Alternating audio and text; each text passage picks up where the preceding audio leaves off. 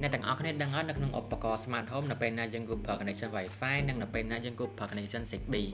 ចឹងដោយយើងដឹងហើយ connection Wi-Fi មានលក្ខណៈសាមញ្ញនិងងាយយល់ដោយសារតែគ្រប់ឧបករណ៍ទាំងអស់គឺភ្ជាប់ direct ចូលជាមួយនឹង Wi-Fi យកមកបន្ទាប់មក Wi-Fi បញ្ជូនទិន្នន័យផ្ទុកនៅក្នុង cloud server សម្រាប់ឲ្យទូរស័ព្ទទុកធ្វើការបញ្ជាចំពោះ connection Zigbee វិញមានលក្ខណៈងាយៗជាង Wi-Fi ដោយសារតែគ្រប់ device ទាំងអស់គឺត្រូវភ្ជាប់ជាមួយនឹង hub វិញហើយបាន hub ទៅភ្ជាប់ជាមួយនឹង router Wi-Fi រួច Wi-Fi បញ្ជូន connection ចូលទៅក្នុង cloud server សម្រាប់ទូរស័ព្ទធ្វើការបញ្ជាចឹងរវាង connection ទាំងពីរនេះយើងគឺប្រើមិនណាទៅផ្សាកសមតាមជាក់ស្ដែងការជ្រើសរើស connection ទាំងពីរនេះគឺអាស្រ័យទៅលើឧបករណ៍ដែលយើងប្រើប្រាស់ឧទាហរណ៍បើយើងប្រើឧបករណ៍ឆ្លាតវៃតិចតួចយើងអាចប្រើត្រឹម connection Wi-Fi ក៏បានដែរប៉ុន្តែបើយើងមានឧបករណ៍ device ឆ្លាតវៃច្រើនហើយប្រើជាមួយនឹង connection Wi-Fi ទៀតវានឹងធ្វើឲ្យ Wi-Fi របស់យើង overload ដែលធ្វើឲ្យយើង slow និងប្រឈមមុខក្នុងការ disconnect ដោយសារតែ router Wi-Fi ទាំងអស់គឺមានចំនួនកំណត់ device អញ្ចឹងបើសិនជាពេលណាមាន device full វានឹង kick device ខ្លះចោលហើយម្យ៉ាងទៀតការប្រើប្រាស់ Wi-Fi ទូទៅប្រឈមមុខនឹងគេអាច connect ចូលបានហើយយើងពិបាកគ្រប់គ្រងទិន្នន័យថានរណាគេបានចូលប្រើប្រាស់និងពិបាកក្នុងការ disconnect ពួកគាត់អញ្ចឹងដំណោះស្រាយគឺយើងត្រូវប្រើជាមួយនឹង connection Zigbee ដោយសារតែរាល់ឧបករណ៍ដែលប្រើប្រាស់ជាមួយនឹងប្រព័ន្ធ Zigbee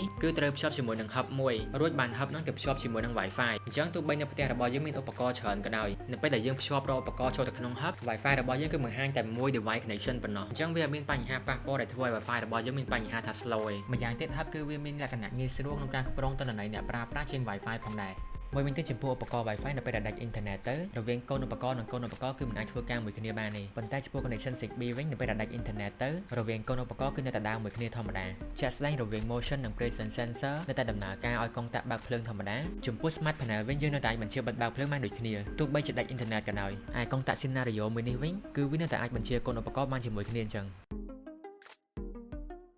ចម្ងល់មួយទៀតនោះគឺយើងគួរប្រើឧបករណ៍មួយណាជា Wi-Fi មួយណាជា Zigbee អញ្ចឹងចំពោះឧបករណ៍ដែលត្រូវការ speed bandwidth internet ខ្លាំងដូចជាកាមេរ៉ាឬមួយក៏ voice assistant អីហ្នឹងគឺវាស័ក្តិសមប្រើជាមួយនឹងប្រព័ន្ធ connection Wi-Fi ឧបករណ៍ដូចជាកុងតាក់ឆ្លាតវៃអំពូលភ្លើងឆ្លាតវៃឬមួយក៏ sensor អីហ្នឹងនិយាយទៅឲ្យតែឧបករណ៍ណាប្រើប្រាស់ការបញ្ជូនទិន្នន័យជាទិន្នន័យ command និងជាឧបករណ៍ដែលមានទិន្នន័យតូចដែលគាត់ត្រូវការបិទបើកគេយើង recommend ឲ្យអ្នកទាំងអស់គ្នាប្រើជាមួយនឹងប្រព័ន្ធ Zigbee ដោយសារតែឧបករណ៍ហ្នឹងនៅពេលដែលយើងប្រើគឺត្រូវប្រើជាច្រើនគ្រាប់ឥឡូវឧទាហរណ៍បើផ្ទះរបស់យើងប្រើជាមួយនឹងអំពូលឆ្លាតវៃ10គ្រាប់ហើយទៅភ្ជាប់ជាមួយនឹង Wi-Fi ទៀតវាប្រកាសជាធ្វើឲ្យ Wi-Fi របស់យើងគឺ slow ហើយជាក់ស្ដែងនៅក្នុងបច្ចេកធំរបស់យើងក្នុងមួយបន្ទប់ត្រូវការចន្លោះពី10ទៅ20 device ឡើងដែលមានដូចជាអំពូលភ្លើងកុងតាក់និងឧបករណ៍ផ្សេងទៀតអញ្ចឹងដំណោះស្រាយវិញគឺយើងត្រូវប្រើឧបករណ៍នោះជាប្រព័ន្ធ Zigbee វិញដោយសារតែឧបករណ៍ Zigbee ត្រូវភ្ជាប់ជាមួយនឹង hub អញ្ចឹងទោះបីប្រើច្រើនគ្រាប់ក៏មានបញ្ហាថា slow ដែរប៉ុន្តែបើយើងចង់ប្រើសារលបងធំខំ10 device អីទេយើងអាចប្រើជាមួយនឹង router Wi-Fi បាន